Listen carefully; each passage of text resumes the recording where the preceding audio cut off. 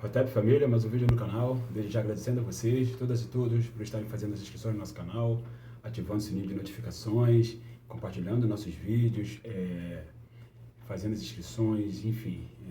Todos vocês que têm contribuído aqui, feito as perguntas, né, para a gente poder debater aqui com vocês. Vocês sabem que eu sou professor de História, e particularmente professor de História da África. E no último sábado, sábado de carnaval inclusive, estava dando aula, e no meu curso online de História da África, convido a todos a fazê-lo, né? E aí, caso vocês queiram mais informações, só me procurar lá no nosso Instagram, @africa.nocentro ou @jorge._africano. Aí a gente conversa melhor sobre isso, né? Sobre o nosso curso, que é um curso bem robusto, é um curso que a gente trabalha as produções acadêmicas, né, a perspectiva do pan-africanismo para poder explicar a trajetória das populações humanas no planeta Terra, a partir de África, logicamente, porque a humanidade surge no continente africano. Feito esse merchan próprio, né, apesar da minha voz estar meio baleada, assim, né, eu estou um pouco resfriado, mas, como eu estava falando, no último sábado, eu estava conversando com um aluno que, mais uma vez, me trouxe a problemática da comparação que muitos de nós, aqui no Brasil, nós pretas e pretos, aqui no Brasil fazemos, entre a situação do negro no Brasil e a situação do negro nos Estados Unidos. Isso é sintomático, família. Prestem atenção que isso é sintomático. Vocês vão perceber, porque vocês são muito inteligentes, né? Qual é o canal que geralmente a gente mais assiste, né? É a principal emissora do país, não precisa falar o nome dela aqui, né? Não vou fazer merchan. Esse canal, qual é o país do mundo que eles mais trazem informações? Estados Unidos da América, né? Não por acaso, este canal, vocês sabem de quem eu estou falando, é o porta-voz do capitalismo, do sistema financeiro, né? E os Estados Unidos da América por excelência, o baluarte do capitalismo. Capitalismo que foi invenção dos brancos. Sempre é bom a gente fazer a racialização dos contextos históricos. Mas a gente não está aqui para falar de capitalismo necessariamente. A gente está aqui para falar de comparar, tratar de comparar a situação dos negros no Brasil, a situação dos negros nos Estados Unidos. E aí a gente vai fazer uso de algumas obras, que são obras importantes que a gente precisa conhecer. E eu vou começar com uma obra que eu ainda estou lendo, mas ela é espetacular, eu estou gostando muito de ler, que é uma obra de uma autora chamada Michelle Alexander. Ela é uma jurista dos Estados Unidos, uma mulher preta, e o título da sua obra é A Nova Segregação, onde ela está fazendo um estudo comparativo da realidade estadunidense para as populações pretas, onde ali ela mostra, aliás, quem faz o prefácio é o ministro dos Direitos Humanos, Silvio Almeida, onde ela faz uma comparação da quantidade de pessoas pretas que tem hoje nos cárceres estadunidenses com a quantidade de pessoas pretas escravizadas no século XIX.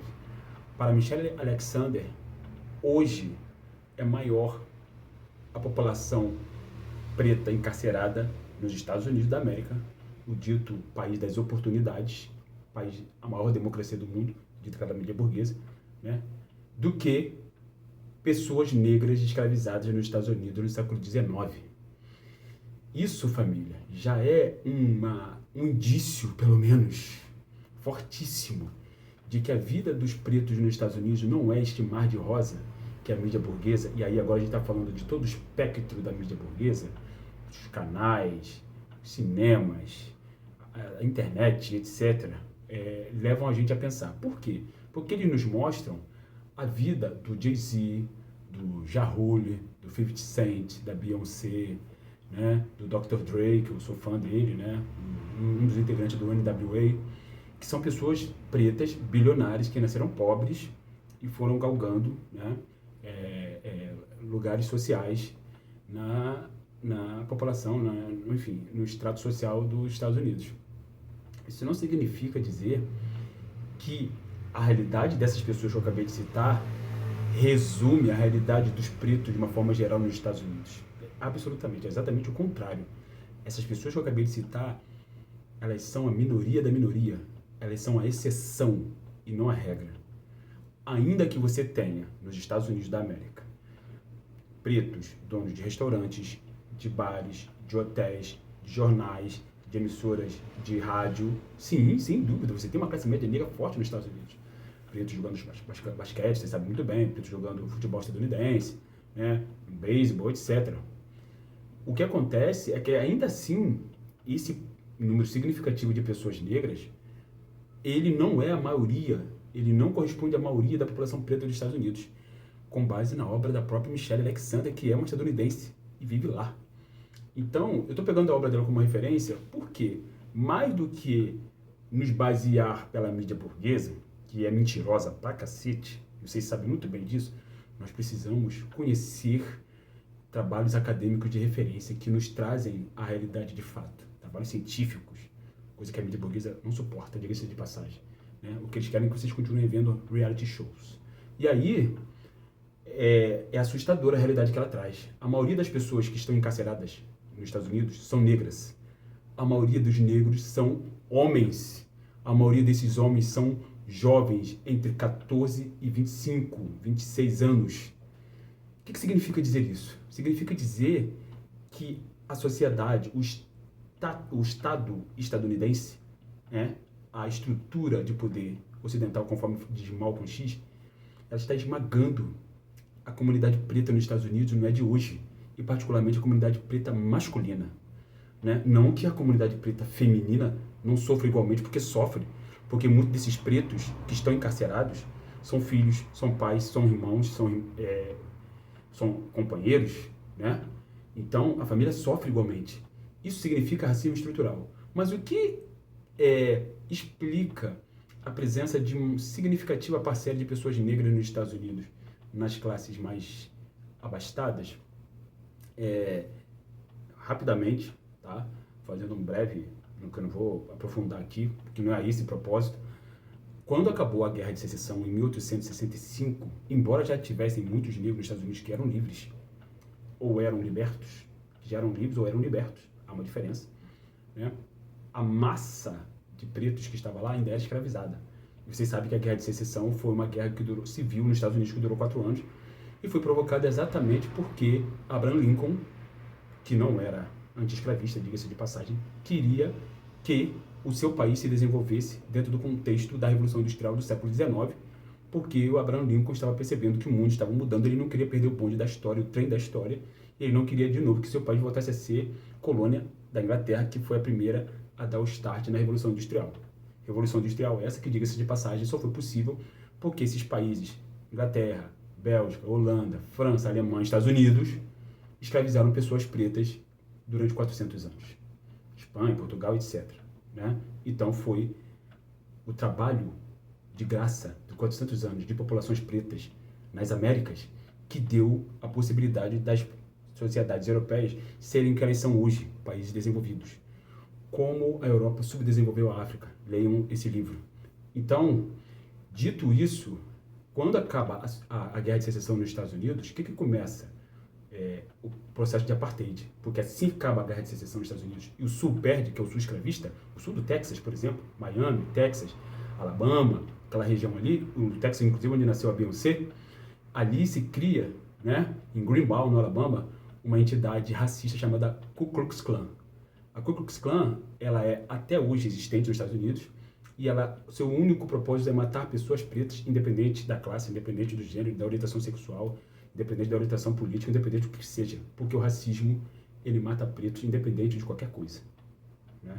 Então, ainda assim, muitos negros nos Estados Unidos receberam certas pequenas benesses do Estado estadunidense, que queria apartar, daí a segregação, né? Na África do Sul o nome é apartheid, mas é a mesma coisa, apartar pretos de brancos. Então criaram bairro para pretos, escola para preto, né? Segregação mesmo, né? Universidade para pretos, Howard, por exemplo, e etc. Então, isso foi possível porque uma parcela pequena de pessoas negras conseguiram ter uma certa quantia do Estado, terras, uma certa parcela dessa população foi inserida no trabalho nos Correios, uma outra parcela dessa população preta, né, pós-escravidão, foi inserida no trabalho dos trens, né, porque o trem é fundamental para o desenvolvimento industrial de um país. Por isso, por exemplo, o Brasil não é um país industrializado. Nunca fez a sua revolução industrial. Os Estados Unidos fez, né? E aí, por isso que ele não foi, de novo, subjugado pela Europa, pelo contrário. Então, é por isso, resumidamente, só que tem muito mais questões sobre isso, que nos Estados Unidos, a realidade de alguns pretos, de uma considerável parcela da população preta nos Estados Unidos, ela tem os seus confortos, mas não significa que seja a maioria, pelo contrário, é minoria. Por que a gente compara sempre Brasil e Estados Unidos? Porque aqui no Brasil a gente sabe que houve o mito da democracia racial e até hoje muitos pretos acreditam nessa história, né? E aqui nunca houve, por exemplo, um Panteras Negras, como é o filme que eu acabei de assistir pela enésima vez, mas é um filmaço. Mas teve a Frente Negra Brasileira aqui nos anos 40, que foi perseguida pelo famigerado Getúlio Vargas, né? Diga-se de passagem. Getúlio Vargas não foi só bonzinho, não, né? Isso é uma outra conversa. Mas a Frente Negra Brasileira foi perseguida. Como a Abdias do Nascimento foi perseguida nos anos 40 aqui pelo próprio Getúlio Vargas. Organizações políticas de pessoas pretas foram perseguidas pelo Estado brasileiro, capitalista, profundamente, estruturalmente racista, assim como o Estado dos Estados Unidos, né? E aí, como aqui houve um processo diferente, historicamente, de segregação, né? Simplesmente acabou, entre aspas, a escravidão, e aí o Estado brasileiro simplesmente negligenciou a sua população preta, né? Simplesmente deixando ela entregue à sua própria sorte. Aí a população preta se dirigiu para as comunidades, como vocês sabem muito bem. Antes ficaram um tempo ali pelo centro da cidade do Rio de Janeiro, por exemplo, né? Falando aqui do Rio de Janeiro, do nosso contexto aqui. E aí ficaram nos cortiços, teve a questão da Madame Satã, da Lapa. Não por acaso o samba surgiu ali, onde é a tal pequena África, né? Enfim, vocês sabem muito bem, só que estrutura para sobreviver, as comunidades pretas no Brasil não tiveram e não tem até hoje. Por quê? Porque aqui foi um modelo diferente de racismo, que é o racismo ibérico. Nos Estados Unidos é o racismo anglo-saxão. E para vocês entenderem exatamente a diferença entre um e outro, tá? Eu convido a vocês a lerem esse livro aqui do Carlos Moore, Racismo e Sociedade, prefácio do grande Kabengele Munanga. Dito isso, né, vocês sabem muito bem como é que é a realidade do Brasil. O fato da gente hoje reclamar, nosso povo não se organiza, né, não luta, etc. Família, isso são processos históricos. Os processos históricos são lentos. Eu não estou passando pano para a comunidade preta que não se organiza. Não. A gente está se educando a duras penas, a duríssimas penas. Ainda temos hoje um grande grupo de pessoas que usa bata, que usa cabelo black power, e etc., que usa turbante, mas infelizmente essa galera ainda está na base da lacração. É preciso compreender que o cabelo black power, o dread, o turbante, a bata, são símbolos de resistência. Não é só enfeite de corpo, símbolo de resistência. É preciso conhecer esses símbolos, fundamentalmente. É preciso saber o que esse símbolo significa. O que este símbolo significa, que vai ser assunto para um outro vídeo, né? E você já sabe de que eu estou falando. Então, infelizmente, como a gente está narcotizado pela mídia burguesa, a gente tende a acreditar que a vida dos negros dos Estados Unidos é muito melhor do que a nossa. Não é, não. Nos Estados Unidos, eles também têm guerra de gangues de jovens, né? Eu estudei sobre isso na minha dissertação de mestrado. Não, por acaso, você tem lá os Crips e os Bloods, né? Que vivem se matando lá. Não, por acaso, lá surgiu o hip hop exatamente para acalmar essa galera, parar de brigar, parar de se matar. O hip hop surgiu para isso, para salvar a vida de pessoas pretas. Só que salvar a vida de pessoas até não pretas, inclusive. Nos Estados Unidos, tem um grande consumo de cocaína. Muita gente morre e por conta do consumo de drogas, né? Álcool e etc., vivendo nas periferias. Muitos negros são mendigos, né? Muitos negros perdem sua casa para o banco, né? E etc. Então, a realidade do preto nos Estados Unidos é muito parecida com a realidade do preto no Brasil. Não tem muita diferença, não. Até porque nós temos uma classe média, né? Negra aqui no Brasil. Só vocês verem, jogadores de futebol, alguns músicos, alguns artistas, né? Políticos, você sabe disso. Não precisa nem citar os nomes, porque você sabe de que eu estou falando. Agora, por que a gente, por exemplo, não compara a realidade do preto no Brasil com a realidade do preto em Cuba?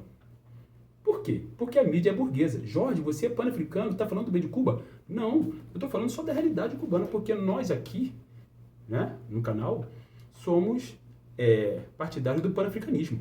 E como partidário do pan-africanismo, é preciso a gente também falar que Cuba, sim, Cuba tem 70%, ou quase 80% da sua população de pessoas pretas. E graças à Revolução de 1959, protagonizada por esse senhor aqui, mas que começou, segundo o próprio Fidel Castro, no século XIX, tá? Com um levante de pessoas negras comandadas por uma mulher negra chamada Carlota, que era uma negra Lucumí, e Lucumí é como os iorubás eram conhecidos em Cuba, é que a Revolução Cubana começou com o levante de escravizados no século XIX, o processo revolucionário cubano.